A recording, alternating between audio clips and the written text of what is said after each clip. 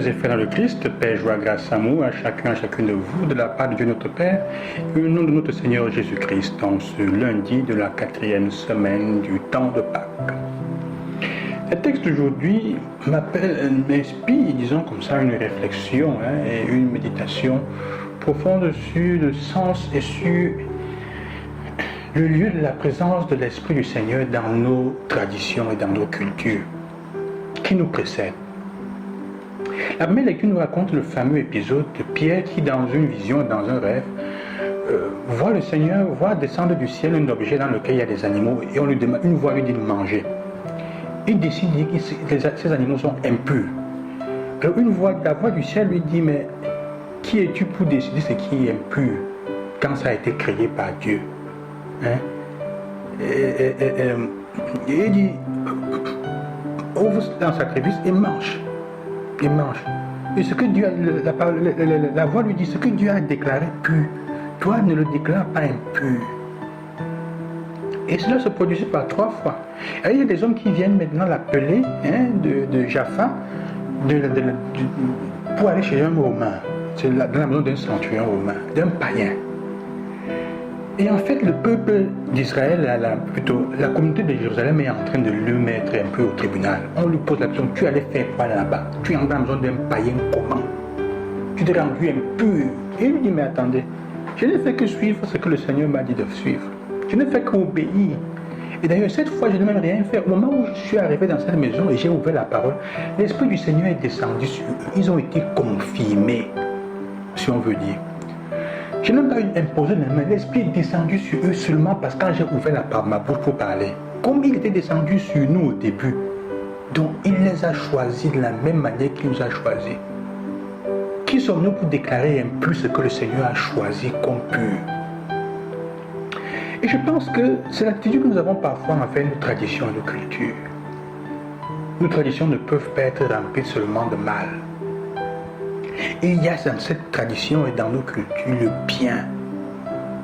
Et Dieu a déjà précédé. Il s'agit simplement d'être capable de voir et d'accepter, le courage d'ouvrir la parole pour parler, pour annoncer, pour que le Seigneur puisse descendre. C'est un discours délicat, je le sais. Et c'est pour ça que Jésus dans l'évangile dit aussi, j'ai d'autres brebis qui ne sont pas de cet enclos. Comme chrétiens catholiques, nous ne sommes pas les seuls. Il y en a que Dieu a choisi et à qui il se manifeste, même en dehors de notre Église.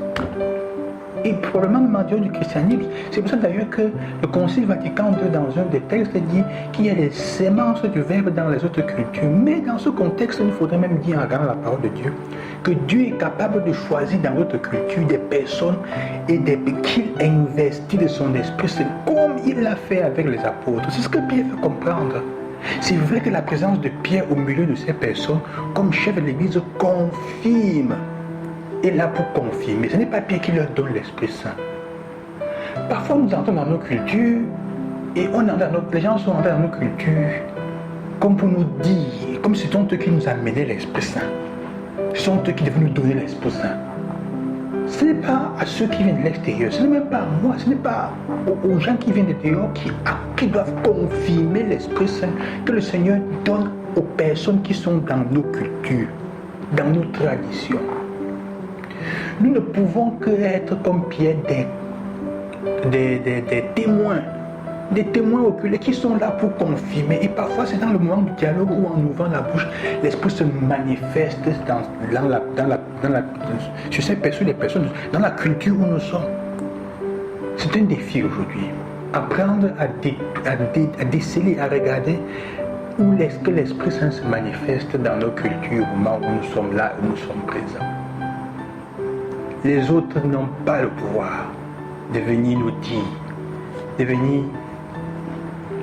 dire que ce sont eux qui peuvent amener l'Esprit Saint dans la culture. C'est Dieu. Il n'y a que Dieu. Et je suis convaincu que dans nos traditions, dans chacune de nos cultures, il y a des endroits, des moments où Dieu se fait présent. Et il y a des personnes que Dieu a choisies, même si elles ne sont pas encore officiellement reconnues comme chrétiennes, que Dieu a choisies. Il s'agit simplement d'avoir le courage pour nous de confirmer. C'est un défi pour l'Église aujourd'hui. L'Église en Afrique, l'Église dans nos communautés. En quoi est-ce que cela nous fait comprendre quelque chose? Là, nous faisons aussi, comme Jésus dit dans l'évangile, qu'il est le bon pasteur. Quand il dit qu'il y a des brebis, il veut que nous choisissions aussi vraiment qui écouter.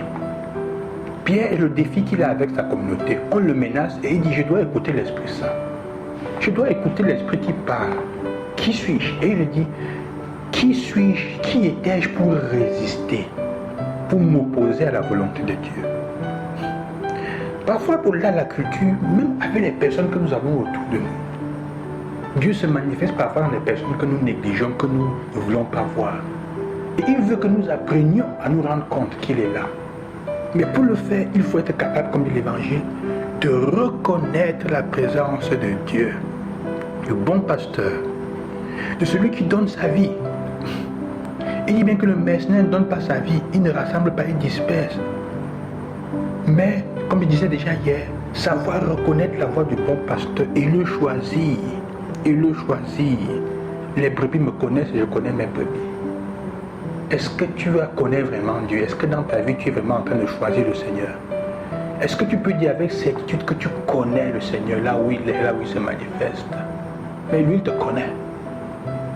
Je prie pour vous, ces frères, aujourd'hui, pour que vous puissiez reconnaître le Seigneur qui passe dans votre vie, vous laisser reconnaître par lui et surtout apprendre à le reconnaître qui est autour de nous et même dans les différents milieux où nous sommes et surtout aussi dans nos cultures et traditions. Je vous bénis au nom du ressuscité. À demain, loué soit Jésus-Christ.